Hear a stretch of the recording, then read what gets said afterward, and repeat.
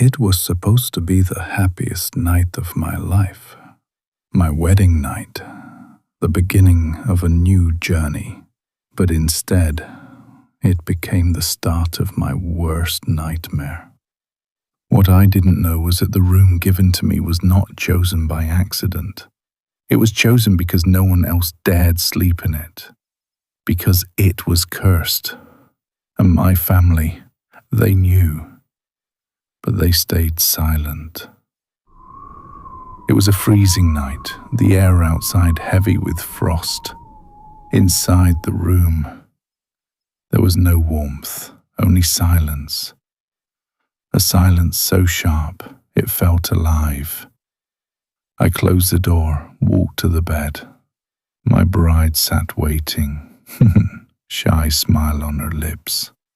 I gave her the first gift of our marriage. She looked at me with happiness, and for a moment I forgot. I forgot the shadows, the silence, the feeling of being watched. But the room did not forget me. A sudden gust of wind passed through the room. The curtains lifted violently, snapping back and forth. But the windows were locked shut. My heartbeat spiked. I stared at the glass, no cracks, no gaps. So how did the wind get in? My bride noticed my face. "Why are you so tense?" She whispered softly. I smiled weakly. I didn't want to tell her. Didn't want to spoil her night. Didn't want to admit that something unseen was in the room with us. But the silence grew heavier, as if it was waiting, and then I heard it. My blood froze. The sound came from the corner of the room. I turned slowly, but saw only darkness, shadows clinging to the wall, darker than they should be. The bed jerked. My bride gasped, startled. I grabbed her hand to calm her, but my hand was ice cold. And then came the sound. The scratching rose, deliberate, mocking. Something was crawling under us. I whispered, my voice shaking, "Don't move." She clutched my arm tighter, her breathing uneven. And in that moment, she knew we were not alone. The whispers came again, but this time, not one voice, many, muffled, layered, rising and falling, like a crowd of unseen mouths pressed against the walls. I turned toward the mirror across the room. For a second, I saw something, a shadow standing behind us, tall, unmoving. I spun around, nothing, but when I looked back at the mirror, it was gone. The silence broke again, not with sound, but with movement. The closet door creaked open, long creak of wooden door echoing unnaturally long. The room smelled faintly of soil, of earth and decay. I wanted to get up, to leave, but my bride stopped me, her eyes wide, terrified. You can see them too?" she whispered. My breath caught in my throat. She knew all along. She had been seeing them. That's why her hands trembled when I touched her earlier. That's why her eyes never lingered in the corners of the room. She had been hiding it from me. Before I could speak, the whispers grew violent. The whispers trembled. The bed shook violently, as though something underneath was trying to crawl out. We both clung to each other. The room turned ice cold. Our breaths fogged in the air. And then, deep thud, followed by scratching growing louder. A hand, a pale, bony hand, slid out from under the bed. Its fingers unnaturally long, nails sharp, dripping something dark. It dragged itself forward slowly. Another hand followed, and another. Not one, not two. Dozens. Hands reaching out from under the bed. Horrifying cream, my bride screamed. I pulled her back, but the hands were everywhere, clawing at the floor, scratching toward us. And then it rang. A bell, old, cracked, broken. It echoed through the room like thunder. The hands froze.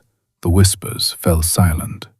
And in the silence, I heard footsteps, slow, heavy, deliberate, coming down the hallway toward our door. My bride turned pale. Her voice broke. "They're coming." The doorknob began to turn slowly. The door creaked open, and that shadowed figure stepped inside, the bell in its hand swinging slowly. The air turned poisonous. The hands beneath the bed clawed harder, pulling themselves out. The whispers shrieked louder, louder, filling every corner of the room. We screamed, not out of fear anymore, but in desperation. We screamed for help, and outside, someone heard us. The pounding on the door grew louder. My family's voices, shouting my name, shouting hers. The door rattled violently. Then, the door burst open. Light from the hallway spilled inside, breaking the suffocating darkness. My parents, my brothers, my relatives, they stood frozen for a second, their eyes wide, their faces pale, because they saw it too. That figure, that bell, the crawling hands. My mother screamed louder than I'd ever heard. My father grabbed me and my bride, dragging us away. Everyone pushed, pulled, forcing us out into the hallway. Behind us, the whispers roared with rage. The door slammed shut on its own. The sound echoed through the house. And then, silence. That night we didn't sleep. No one did. We huddled in the living room, whispering, trembling. The older relatives confessed the truth. They had known. They had always known. That room had belonged to someone long ago. Someone who died there on their own wedding night. Since then, no marriage night in that room had ended well, but they had given it to me anyway. They thought maybe it was just superstition. Maybe nothing would happen this time. They were wrong. The sound of that bell never left our ears. Within days, we packed everything. We abandoned that house. Every window, every door, every wall. It carried the whispers. We couldn't stay. We moved into a new house, far away, far from the shadows, far from that room. But distance doesn't erase memory.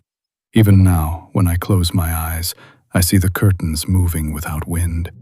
I hear the scratching under the bed. I hear the bell. And my bride. She wakes up at night, clutching my arm, her eyes wide, her lips trembling.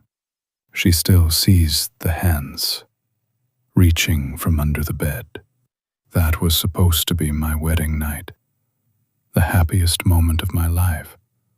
But instead, it became a horror burned into my soul.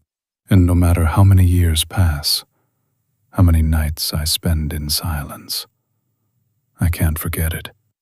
Because that night, in that cursed room, I learned something. Marriage begins with vows, but mine began with screams.